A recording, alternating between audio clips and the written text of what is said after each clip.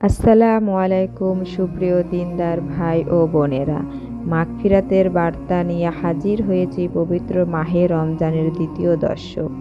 পবিত্র রমজান মোবারকে প্রত্যেকটি ইবাদতের প্রতিদান বহু গুণে বেড়ে যায়।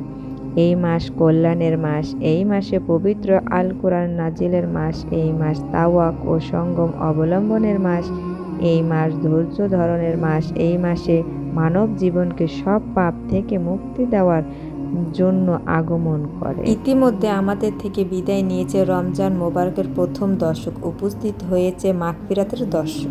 রমজানের মাসের দ্বিতীয় 10 দিন আল্লাহ তার বান্দাদের জন্য মাগফিরাতের বার্তা দেন। আল্লাহ বান্দাদের প্রথম 10 দিন রহমতে স্নিগ্ধ করেন, ফলে এই সময় বান্দা নফল আমল বেশি বেশি করে এবং তার সৃষ্টিকর্তা কাঙ্ক্ষিত মঞ্জিলে পৌঁছায়। আল্লাহ বলেন, তোমরা ভালো কাজে সহযোগিতা করো। একটি হাদিসে মুহাম্মদ সাল্লাল্লাহু আলাইহি সাল্লাম বলেন, হে কল্যাণ অনুসন্ধানকারী, আল্লাহর কাছে এগিয়ে যাও, হে অকল্যাণ অনুসন্ধানকারী, থেমে যাও। রমজানের দ্বিতীয় 10 দিন ক্ষমা পাবার জন্য রয়েছে কতিপয় আমল, যেগুলো বান্দাকে পাপ মোচনের পথে নিয়ে যায়। সেগুলো হলো: 1 নম্বর, বেশি বেশি পবিত্র কোরআন তেলাওয়াত করা। রাসূল সাল্লাল্লাহু আলাইহি সাল্লাম বলেছেন, কোরআন তেলাওয়াত শ্রেষ্ঠ ইবাদত।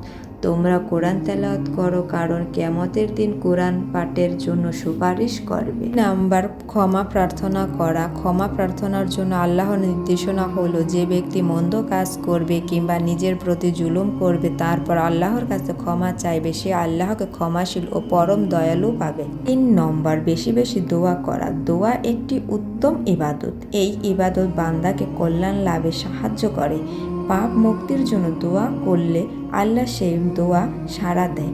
আল্লাহ বলেন, তোমরা আমাকে ডাকো, আমি তোমাদের ডাকে সাড়া দেব। 4 নম্বর, বেশি বেশি দান সদকা করা।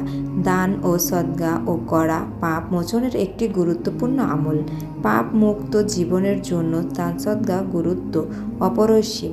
আল্লাহ বলেন, তোমরা যদি প্রকাশ্যে দান করো তবে তা ভালো, আর যদি তা গোপন করো এবং অভাবীদেরকে দাও তবে তা আরও উত্তম। এর মাধ্যমে আল্লাহ তোমাদের মন্দগুলো মোচন করে দেবেন। তোমরা যা করো আল্লাহ তা অবগত আছে। রমজানের দ্বিতীয় দশকে মাগফিরাতের জন্য আল্লাহ আমাদেরকে বেশি বেশি নেক আমল করার ক্ষমতা দান করুক। আমিন।